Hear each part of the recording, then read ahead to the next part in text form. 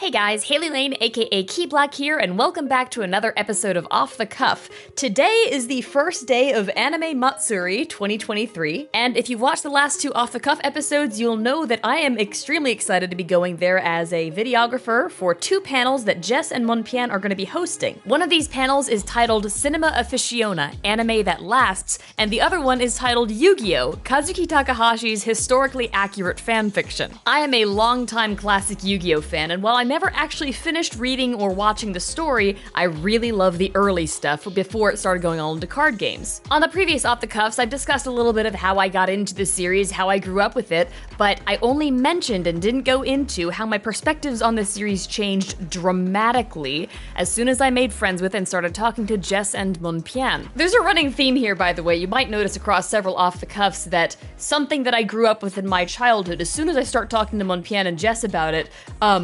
something comes out in the conversation that completely changes my perspectives 180. If you guys have seen the Sonic Alien Theory video, there you go, there's an example of it. All the literary readings into the Sonic games, as well as the ability to put the pieces together and be like, oh, okay, so this is probably what the story was hinting at, that came from Monpian. But that doesn't hold a candle to what I learned from them about Yu-Gi-Oh! As I've mentioned before, Jess is not only a fantastic storyteller, she's also an expert in Japanese culture and language. And Monpian is not only a literary expert, she's also an expert in Egyptian history. And while Japan and Egypt have very little in common with each other, Yu-Gi-Oh! Is the perfect topic to blend those skills together. If you haven't already, I highly recommend checking out Jess's video that she made about Yu-Gi-Oh! A couple years back. I've linked it in the description. It covers Kazuki Takahashi's process of developing the series, as well as some of the things and trials and tribulations that he encountered while publishing and working on it. She touches on some of the themes that she noticed in the story, and how, as far as anime and manga go, Yu-Gi-Oh! Is incredibly unique. If you guys have read the comics yourselves, you may remember that in the beginning forward of one of the manga volumes, Takahashi mentions that originally Yu-Gi-Oh! Was going to be a straight horror manga. As Jess points out in her video, that's completely accurate, and you can still feel it throughout the rest of the Yu-Gi-Oh! Series, even as it exists now. There's a point at which the comic suddenly takes a turn from cool random games, like one game per week, but generally kind of a horror aesthetic, but also kind of an action, shonen manga aesthetic, to card games, card games, card games. And between those card games, you get the bits of story and character development. When I started talking to Jess and Monpian about Yu-Gi-Oh!, one of the key points that they made in conversation that kind of blew my mind was that it was historically accurate to Egyptian culture. And I'm sitting here going, what, you mean a pharaoh summoned dark magician? But that isn't at all what they meant. I'm not gonna be able to explain it completely, it's not my bag of expertise. But I remember both of them telling me that they were floored to find that, while yes, the version of Yu-Gi-Oh! That got published is very heavy into card games, the snippets of Egyptian culture that you see represented in the comic and in the anime in some cases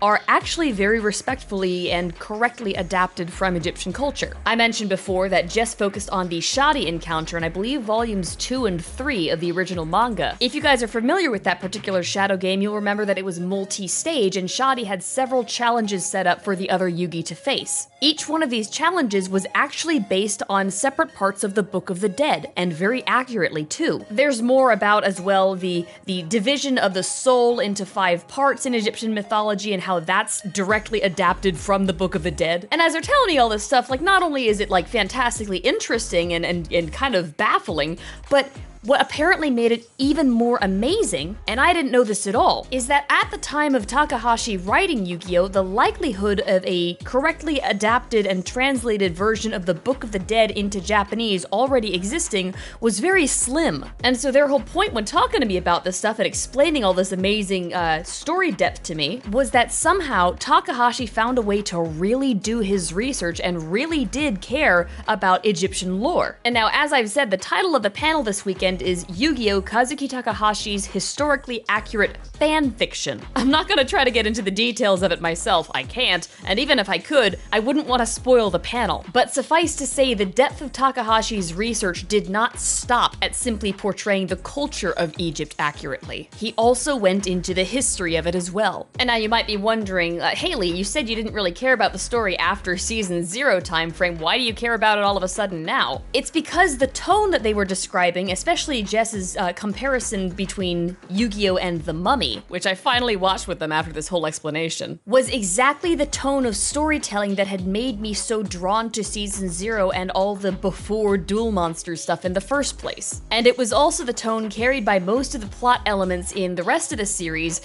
when you weren't focused on summoning the Dark Magician versus the Blue Eyes White Dragon. Don't get me wrong, I do still love the Duel Monsters memes, I still love Enemy Controller, but you know, it's a different animal entirely.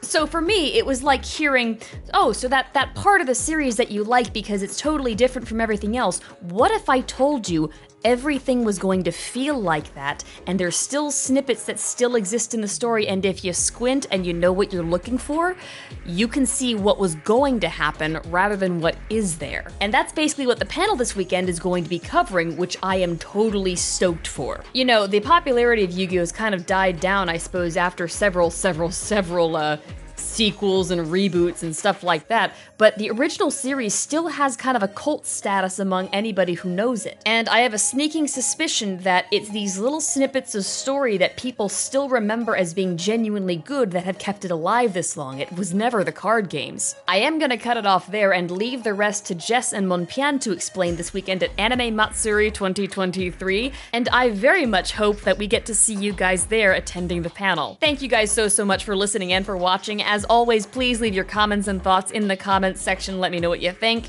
and I will see you next time. And for those of you guys who are going to be here in Houston, I'll see you there. Thanks again.